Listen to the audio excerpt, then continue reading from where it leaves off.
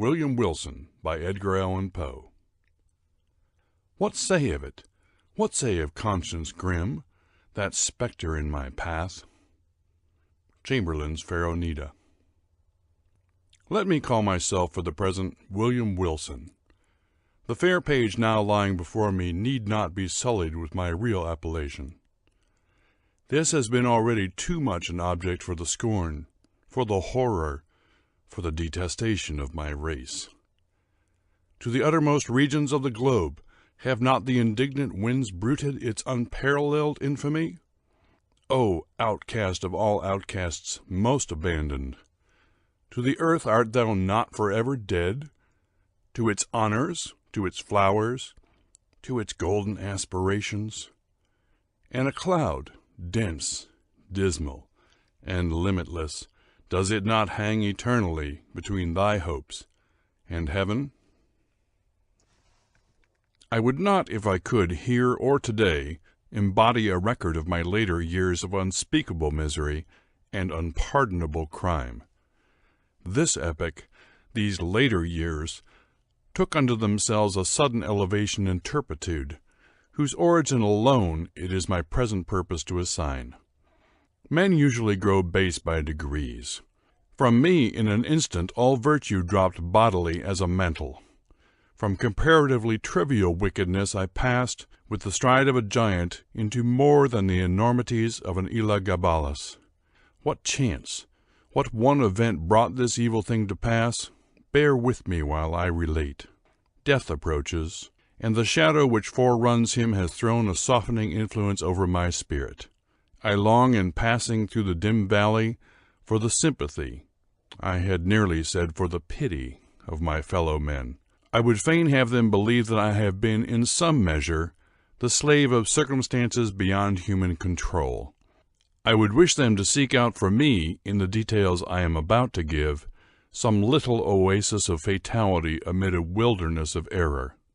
I would have them allow, what they cannot refrain from allowing, that although temptation may have erewhile existed as great, man was never thus, at least, tempted before, certainly never thus fell. And is it therefore that he has never thus suffered? Have I not indeed been living in a dream? And am I not now dying, a victim to the horror and the mystery of the wildest of all sublunary visions? I am the descendant of a race whose imaginative and easily excitable temperament has at all times rendered them remarkable, and in my earliest infancy I gave evidence of having fully inherited the family character. As I advanced in years it was more strongly developed, becoming for many reasons a cause of serious disquietude to my friends, and of positive injury to myself. I grew self-willed, addicted to the wildest caprices, and a prey to the most ungovernable passions. Weak-minded, and beset with constitutional infirmities akin to my own, my parents could do but little to check the evil propensities which distinguished me. Some feeble and ill-directed efforts resulted in complete failure on their part, and, of course, in total triumph on mine. Thenceforward my voice was a household law, and at an age when few children have abandoned their leading strings, I was left to the guidance of my own will, and became in all but name the master of my own actions. My earliest recollections of a school life are connected with a large, rambling Elizabethan house in a misty-looking village of England, where were a vast number of gigantic and gnarled trees, and where all the houses were excessively ancient. In truth, it was a dreamlike and spirit-soothing place, that venerable old town. At this moment, in fancy, I feel the refreshing chilliness of its deeply shadowed avenues, inhale the fragrance of its thousand shrubberies, and thrill anew with undefinable delight at the deep hollow note of the church bell, breaking each hour with sullen and sudden roar upon the stillness of the dusky atmosphere in which the fretted Gothic steeple lay embedded and asleep. It gives me, perhaps, as much of pleasure as I can now in any manner experience, to dwell upon minute recollections of the school and its concerns. Steeped in misery as I am, misery, alas, only too real. I shall be pardoned for seeking relief, however slight and temporary, in the weakness of a few rambling details.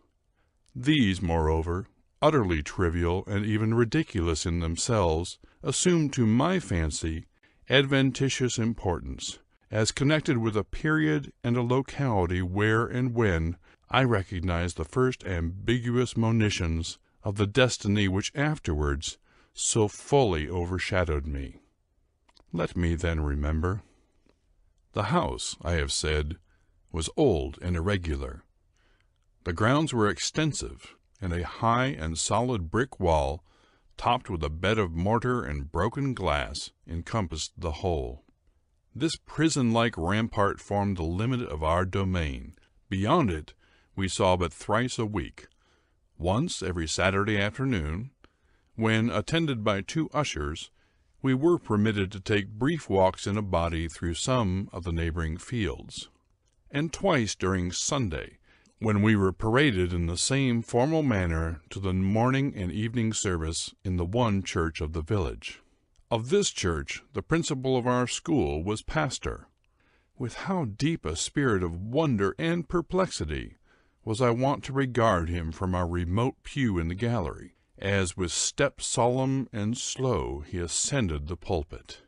This reverend man, with countenance so demurely benign, with robes so glossy and so clerically flowing, with wig so minutely powdered, so rigid, and so vast, could this be he who of late with sour visage and in snuffy habiliments administered, ferule in hand, the draconian laws of the Academy? O gigantic paradox, too utterly monstrous for solution! At an angle of the ponderous wall frowned a more ponderous gate. It was riveted and studded with iron bolts, and surmounted with jagged iron spikes. What impressions of deep awe did it inspire! It was never opened, save for the 3 periodical egressions and ingressions already mentioned. Then, in every creak of its mighty hinges, we found a plenitude of mystery, a world of matter for solemn remark, or for more solemn meditation. The extensive enclosure was irregular in form, having many capacious recesses. Of these, 3 or 4 of the largest constituted the playground. It was level, and covered with fine, hard gravel. I well remember it had no trees, nor benches, nor anything similar within it. Of course, it was in the rear of the house. In front lay a small parterre, planted with box and other shrubs. But through this sacred division we passed only upon rare occasions indeed, such as a first advent to school, or final departure thence, or perhaps, when a parent or friend having called for us, we joyfully took our way home for the Christmas or midsummer holy days. But the house! How quaint an old building was this! To me, how veritably a palace of enchantment! There really was no end to its windings, to its incomprehensible subdivisions. It was difficult, at any given time, to say with certainty upon which of its 2 stories one happened to be. From each room to every other there were sure to be found 3 or 4 steps, either an ascent or descent. Then the lateral branches were innumerable, inconceivable, and so returning in upon themselves, that our most exact ideas in regard to the whole mansion were not very far different from those with which we pondered upon infinity. During the 5 years of my residence here, I was never able to ascertain with precision in what remote locality lay the little sleeping apartment assigned to myself and some 18 or 20 other scholars. The schoolroom was the largest in the house. I could not help thinking, in the world. It was very long, narrow, and dismally low, with pointed Gothic windows and a ceiling of oak. In a remote and terror-inspiring angle was a square enclosure of 8 or 10 feet, comprising the sanctum, during hours, of our principal, the Reverend Dr. Bransby. It was a solid structure with massy door, sooner than open, in which the absence of the Dominic we would all have willingly perished by the peine forte et dure. In other angles were two other similar boxes, far less reverenced indeed, but still greatly matters of awe. One of these was the pulpit of the classical usher, one of the English and mathematical. Interspersed about the room, crossing and recrossing in endless irregularity, were innumerable benches and desks, black, ancient, and time-worn, piled desperately with much bethumbed books, and so beseamed with initial letters, names at full length, grotesque figures, and other multiplied efforts of the knife, as to have entirely lost what little of original form might have been their portion in days long departed. A huge bucket with water stood at one extremity of the room, and a clock of stupendous dimensions at the other. Encompassed by the massy walls of this venerable academy, I passed, yet not in tedium or disgust, the years of the third lustrum of my life. The teeming brain of childhood requires no external world of incident to occupy or amuse it, and the apparently dismal monotony of a school was replete with more intense excitement than my riper youth has derived from luxury, or my full manhood from crime. Yet I must believe that my first mental development had in it much of the uncommon, even much of the outré. Upon mankind at large the events of very early existence rarely leave in mature age any definite impression. All is gray shadow, a weak and irregular remembrance, an indistinct regathering of feeble pleasures, and phantasmagoric pains. With me this is not so. In childhood I must have felt with the energy of a man what I now find stamped upon memory in lines as vivid, as deep, and as durable as the exurgs of the Carthaginian medals. Yet in the fact of the world's view, how little there was to remember. The morning's awakening, the nightly summons to bed, the connings, the recitations, the periodical half-holidays and perambulations, the playground with its broils, its pastimes, its intrigues. In truth, the ardor, the enthusiasm, and the imperiousness of my disposition soon rendered me a marked character among my schoolmates, and by slow but natural gradations gave me an ascendancy over all not greatly older than myself. Over all with a single exception. This exception was found in the person of a scholar who, although no relation, bore the same Christian and surname as myself, a circumstance, in fact, little remarkable, for, notwithstanding a noble descent, mine was one of those everyday appellations which seem, by prescriptive right, to have been, time out of mind, common property of the mob. In this narrative I have therefore designated myself as William Wilson, a fictitious title not very dissimilar to the real. My namesake alone, of those who in school phraseology constituted our set, presumed to compete with me in the studies of the class, in the sports and broils of the playground, to refuse implicit belief in my assertions and the submission to my will, indeed to interfere with my arbitrary dictation in any respect whatsoever.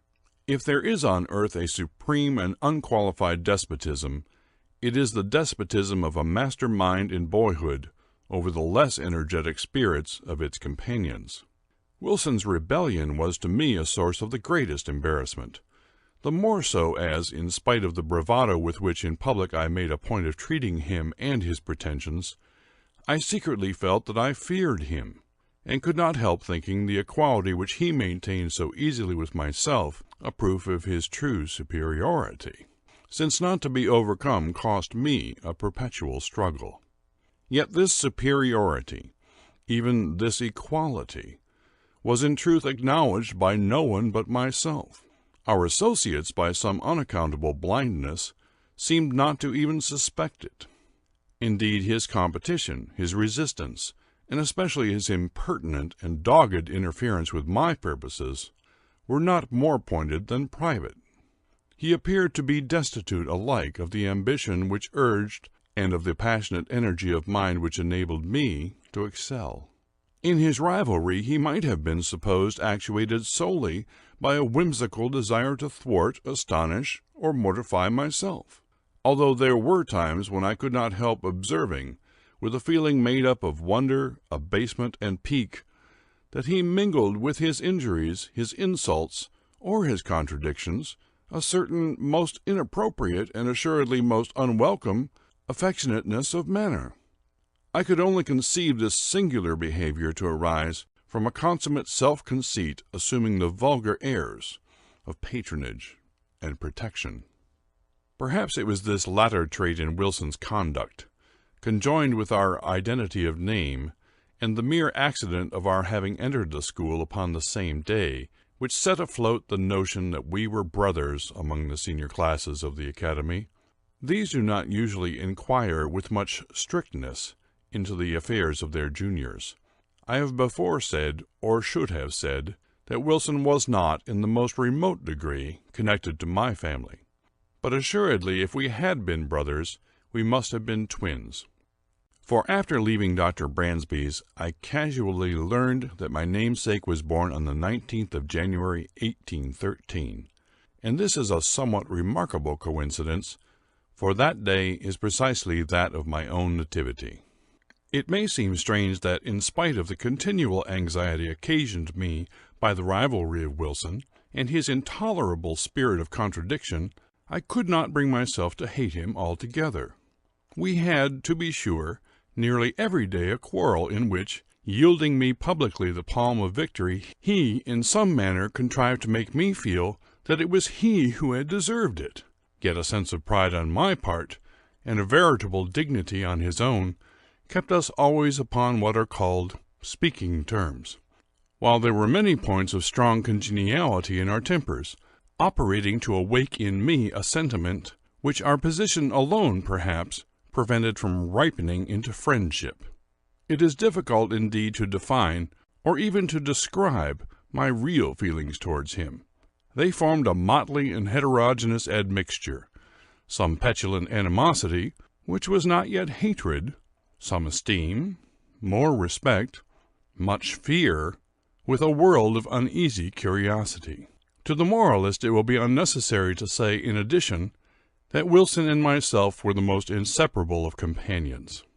It was no doubt the anomalous state of affairs existing between us which turned all my attacks upon him, and they were many, either open or covert, into the channel of banter or practical joke, giving pain while assuming the aspect of mere fun, rather than into a more serious and determined hostility. But my endeavors on this head were by no means uniformly successful, even when my plans were the most wittily concocted, for my namesake had much about him in character of that unassuming and quiet austerity which, while enjoying the poignancy of its own jokes, has no heel of Achilles in itself, and absolutely refuses to be laughed at. I could find indeed but one vulnerable point, and that, lying in a personal peculiarity arising perhaps from constitutional disease, would have been spared by any antagonist less at his wit's end than myself. My rival had a weakness in the vocal or guttural organs, which precluded him from raising his voice at any time above a very low whisper. Of this defect I did not fail to take what poor advantage lay in my power. Wilson's retaliations in kind were many, and there was one form of his practical wit that disturbed me beyond measure. How his sagacity first discovered at all that so petty a thing would vex me is a question I could never solve. But having discovered, he habitually practiced the annoyance. I had always felt aversion to my uncourtly patronymic, and its very common, if not plebeian, praenomen. The words were venom in my ears.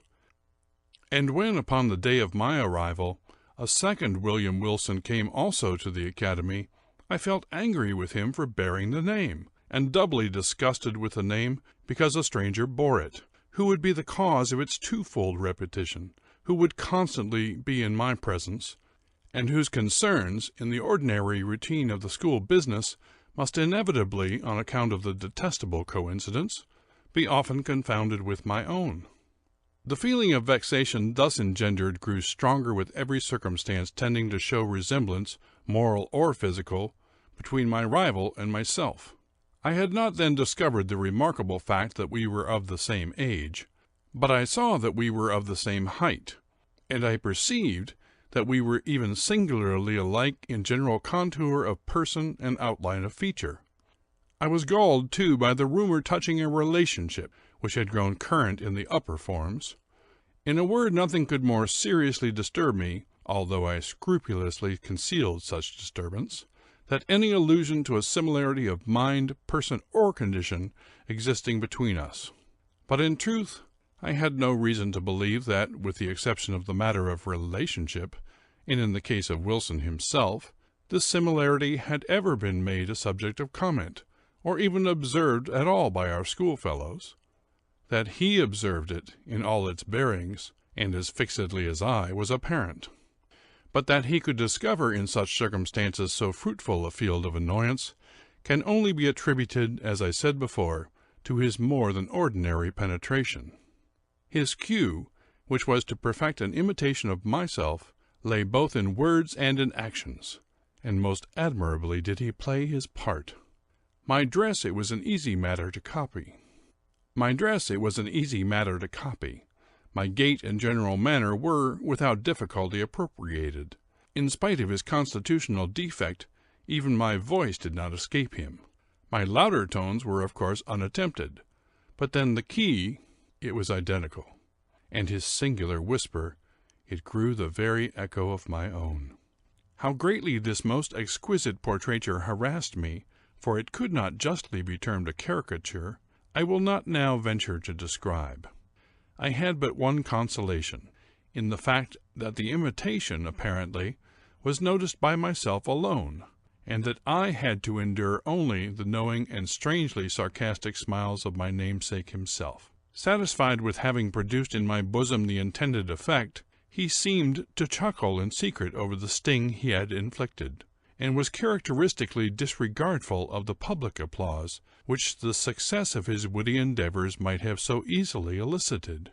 That the school, indeed, did not feel his design, perceive its accomplishment, and participate in his sneer, was for many anxious months a riddle I could not resolve. Perhaps the gradation of his copy rendered it not so readily perceptible, or more possibly, I owed my security to the master air of the copyist, who, disdaining the letter, which in a painting is all the obtuse can see, gave but the full spirit of his original for my individual contemplation and chagrin. I have already more than once spoken of the disgusting air of patronage which he assumed toward me, and of his frequent officious interference with my will. This interference often took the ungracious character of advice not openly given, but hinted or insinuated. I received it with a repugnance which gained strength as I grew in years. Yet, at this distant day, let me do him the simple justice to acknowledge that I can recall no occasion when the suggestions of my rival were on the side of those errors or follies so usual to his immature age and seeming inexperience. That his moral sense, at least, if not his general talents and worldly wisdom, was far keener than my own, and that I might today have been a better and thus a happier man had I less frequently rejected the counsels embodied in those meaning whispers, which I then but too cordially hated and too bitterly despised. As it was, I at length grew restive in the extreme under his distasteful supervision, and daily resented more and more openly what I considered his intolerable arrogance. I have said that, in the first years of our connection as schoolmates, my feelings in regard to him might have easily ripened into friendship. But in the latter months of my residency at the academy, although the intrusion of his ordinary manner had, beyond doubt, in some measure abated, my sentiments, in nearly similar proportion, partook very much of positive hatred. Upon one occasion he saw this, I think, and afterwards avoided, or made a show of avoiding me. It was about the same period, if I remember aright, that in an altercation of violence with him, in which he was more than usually thrown off his guard, and spoke and acted with an openness of demeanor rather foreign to his nature, I discovered, or fancied I discovered, in his accent, his air, and general appearance, a something which first startled and then deeply interested me, by bringing to mind dim visions of my earliest infancy, wild, confused, and thronging memories of a time when memory herself was yet unborn. I cannot better describe the sensation which oppressed me than by saying that I could with difficulty shake off the belief of my having been acquainted with the being who stood before me, at some epoch very long ago, some point in the past even infinitely remote. The delusion, however, faded rapidly as it came, and I mention it at all but to define the day of the last conversation I there held with my singular namesake. The huge old house, with its countless subdivisions, had several large chambers communicating with each other, where slept the greater number of the students. There were, however, as must necessarily happen in a building so awkwardly planned, many little nooks or recesses, the odds and ends of the structure, and these the economic ingenuity of Dr. Bransby had also fitted up as dormitories, although, being the merest closets, they were capable of accommodating but a single individual. One of these small apartments was occupied by Wilson. One night, about the close of my 5th year at the school, and immediately after the altercation just mentioned, finding everyone wrapped in sleep, I arose from bed, and, lamp in hand, stole through a wilderness of narrow passages from my own bedroom to that of my rival. I had long been plotting one of those ill-natured pieces of practical wit at his expense, in which I hitherto had been so uniformly unsuccessful. It was my intention now to put my scheme in operation, and I resolved to make him feel the whole extent of the malice with which I was imbued. Having reached his closet, I noiselessly entered, leaving the lamp, with the shade over it, on the outside. I advanced a step, and listened to the sound of his tranquil breathing. Assured of his being asleep, I returned, took the light, and with it again approached the bed. Close curtains were around it, which in the prosecution of my plan I slowly and quietly withdrew, when the bright rays fell vividly upon the sleeper, and my eyes at the same moment upon his countenance. I looked, and a numbness, an iciness of feeling instantly pervaded my frame. My breast heaved, my knees tottered, my whole spirit became possessed with an objectless, yet intolerable horror. Gasping for breath, I lowered the lamp in still nearer proximity to the face. Were these the lineaments of William Wilson? I saw indeed that they were his, but I shook as if with a fit of the ague, in fancying they were not. What was there about them to confound me in this manner? I gazed, while my brain reeled with a multitude of incoherent thoughts. Not thus he appeared, assuredly not thus, in the vivacity of his waking hours. The same name, the same contour of person, the same day of arrival at the academy. And then his dogged and meaningless imitation of my gait, my voice, my habits, and my manner.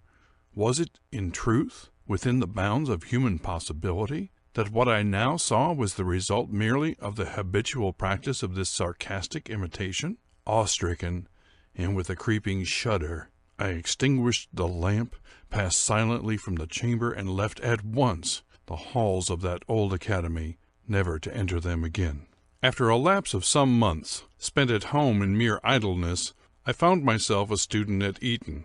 The brief interval had been sufficient to enfeeble my remembrance of the events at Dr. Bransby's, or at least to effect a material change in the nature of the feelings with which I remembered them. The truth, the tragedy of the drama was no more. I could now find room to doubt the evidence of my senses, and seldom called up the subject at all, but with wonder at extent of human credulity, and a smile at the vivid force of the imagination which I hereditarily possessed. Neither was this species of skepticism likely to be diminished by the character of the life I led at Eton. The vortex of thoughtless folly into which I there so immediately and so recklessly plunged washed away all but the froth of my past hours, engulfed at once every solid or serious impression, and left to memory only the various levities of a former existence. I do not wish, however, to trace the course of my miserable profligacy here, a profligacy which set at defiance the laws, while it eluded the vigilance of the institution.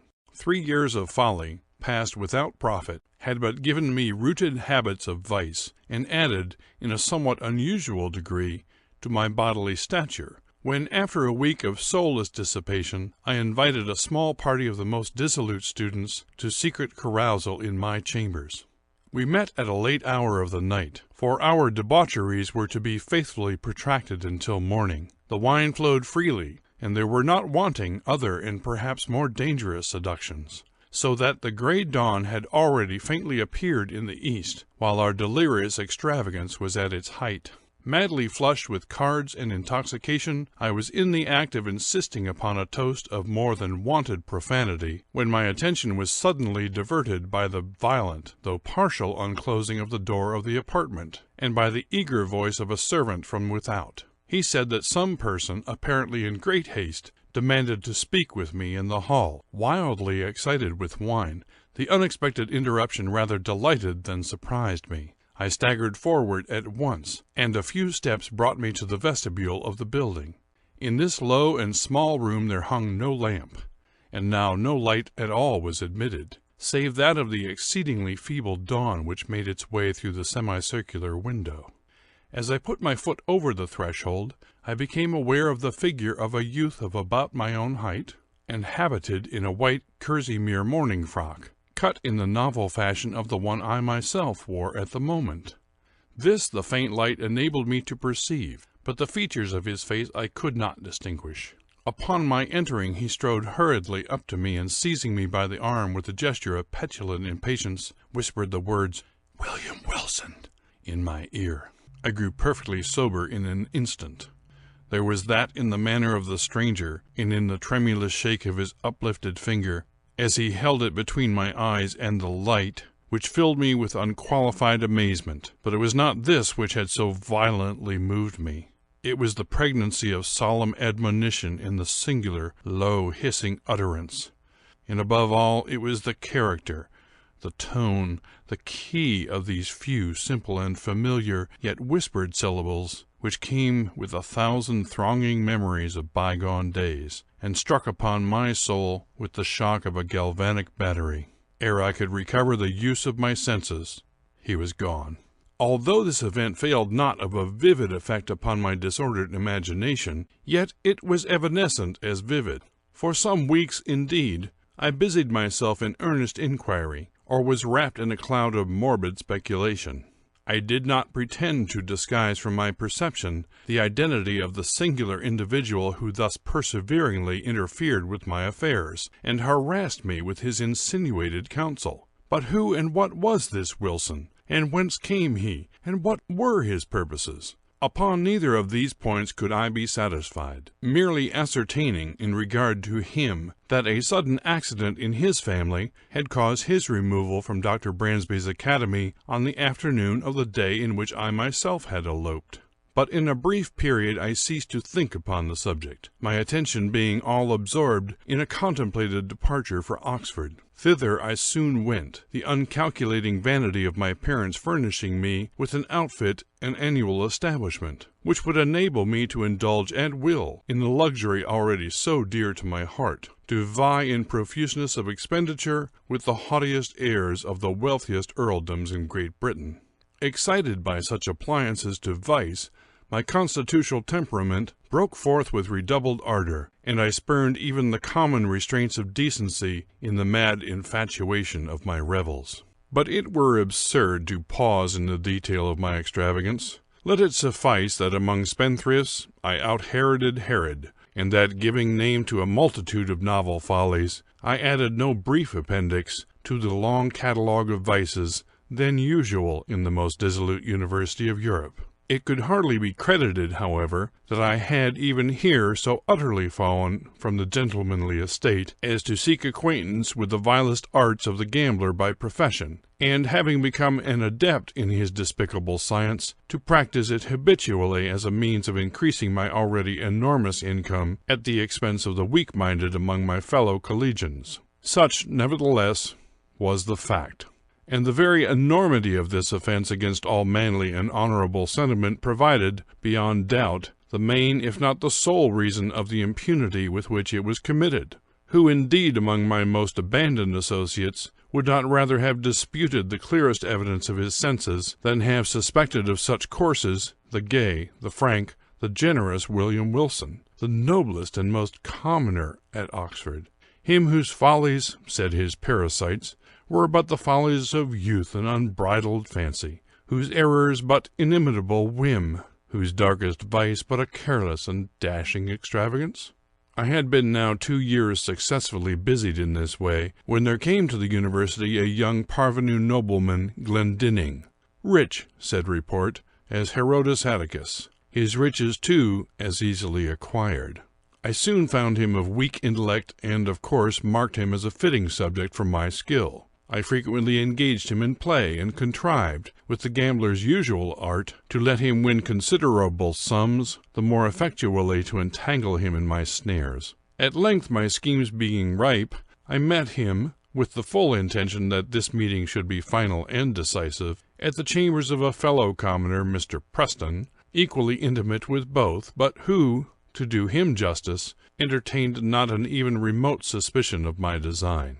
To give this a better coloring, I had contrived to have assembled a party of some 8 or 10, and was solicitously careful that the introduction of cards should appear accidental, and originate in the purpose of my contemplated dupe himself. To be brief upon a vile topic, none of the low finesse was omitted, so customary upon similar occasions that it is a just matter for wonder how any are still found so besotted as to fall its victim. We had protracted our sitting far into the night, and I had at length effected the maneuver of getting Glendinning as my sole antagonist. The game, too, was my favorite écarte. The rest of the company, interested in the extent of our play, had abandoned their own cards, and were standing around us as spectators. The parvenu, who had been induced by my artifices in the early part of the evening to drink deeply, now shuffled, dealt, or played, with a wild nervousness of manner, for which his intoxication, I thought, might partially, but could not altogether account. In a very short period he had become my debtor to a large amount, when, having taken a long draught of port, he did precisely what I had been coolly anticipating. He proposed to double our already extravagant stakes. With a well-feigned show of reluctance, and not until after my repeated refusal had seduced him into some angry words which gave a color of pique to my compliance, did I finally comply. The result, of course, did but prove how entirely the prey was in my toils. In less than an hour he had quadrupled his debt. For some time his countenance had been losing the florid tinge lent it by the wine, but now, to my astonishment, I perceived that it had grown to a pallor truly fearful.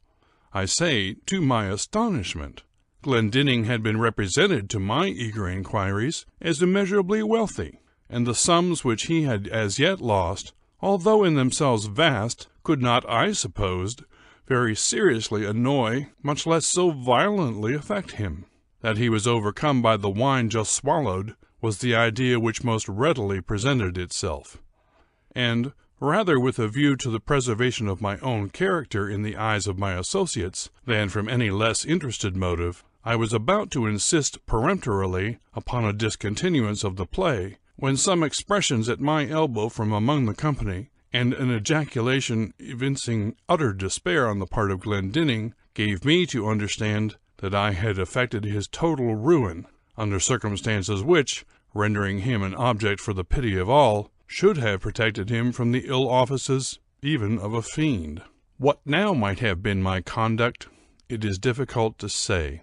The pitiable condition of my dupe had thrown an air of embarrassed gloom over all, and for some moments a profound silence was maintained, during which I could not help feeling my cheeks tingle with the many burning glances of scorn or reproach cast upon me by the less abandoned of the party.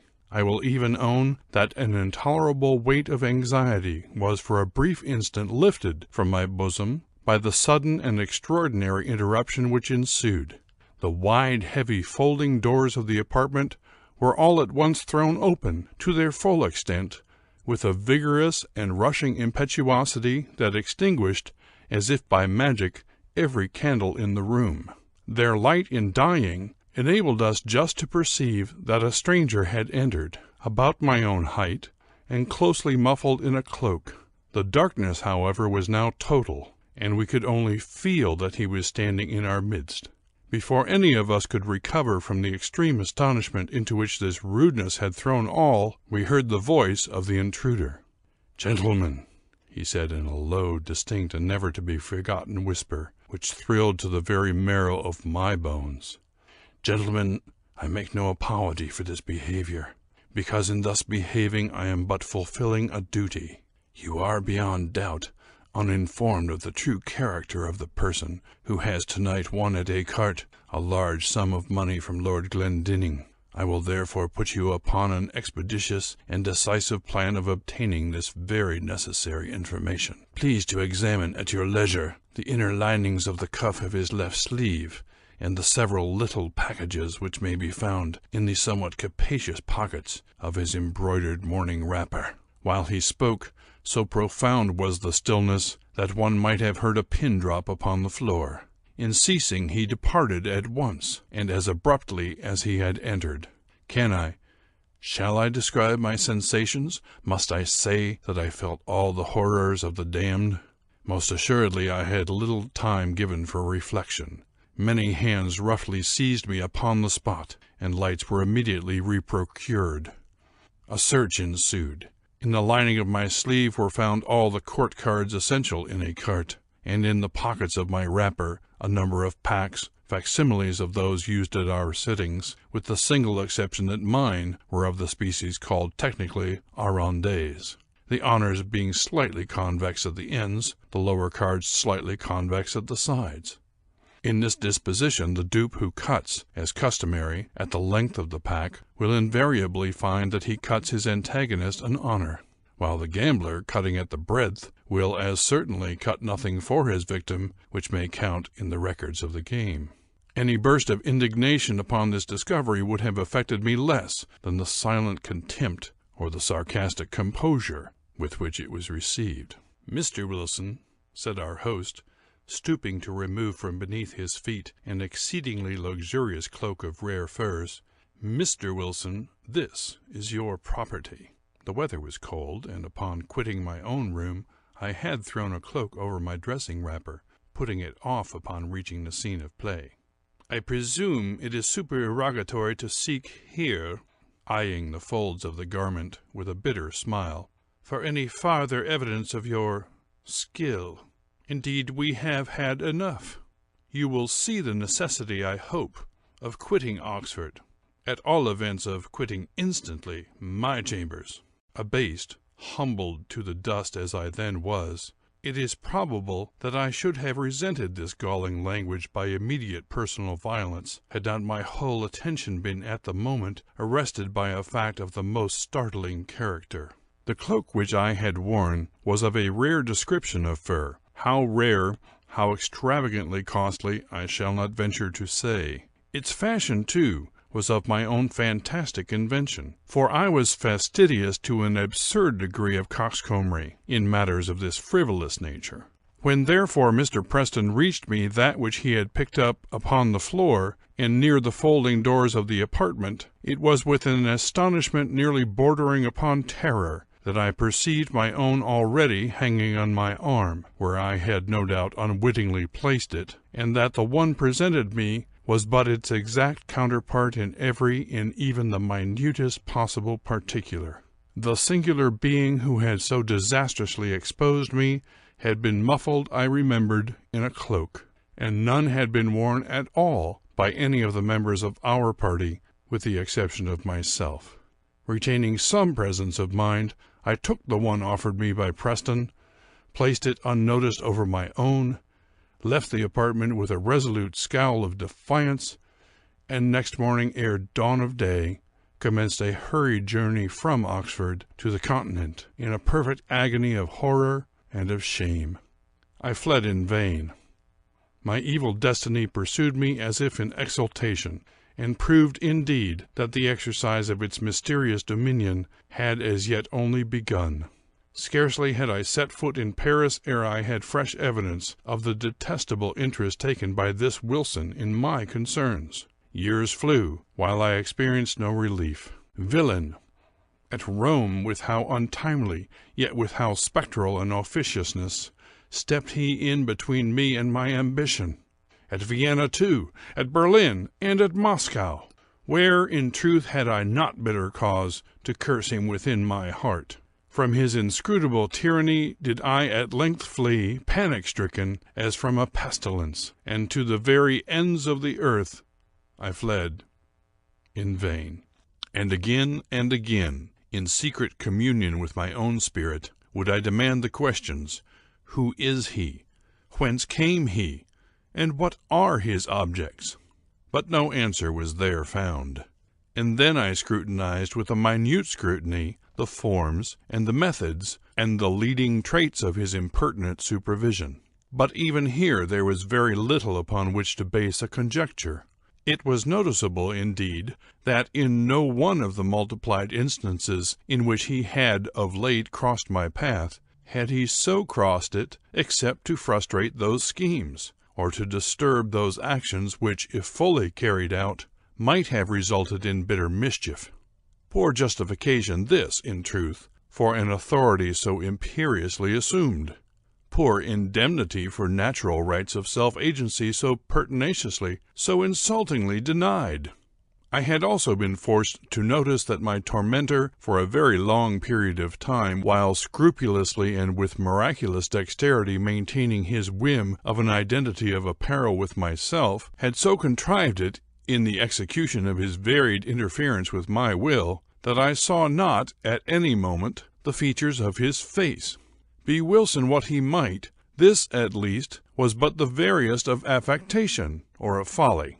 Could he for an instant have supposed that, in my admonisher at Eton, in the destroyer of my honor at Oxford, in him who thwarted my ambition at Rome, my revenge at Paris, my passionate love at Naples, or what he falsely termed my avarice in Egypt, that in this, my arch-enemy and evil genius, could fail to recognize the William Wilson of my schoolboy days, the namesake, the companion, the rival, the hated and dreaded rival at Dr. Bransby's?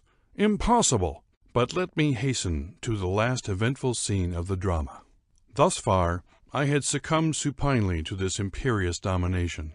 The sentiment of deep awe with which I habitually regarded the elevated character, the majestic wisdom, the apparent omnipresence and omnipotence of Wilson, added to a feeling of even terror, with which certain other traits in his nature and assumptions inspired me, had operated hitherto to impress me with an idea of my own utter weakness and helplessness, and to suggest an implicit, although bitterly reluctant submission to his arbitrary will. But of late days I had given myself up entirely to wine, and its maddening influence upon my hereditary temper rendered me more and more impatient of control.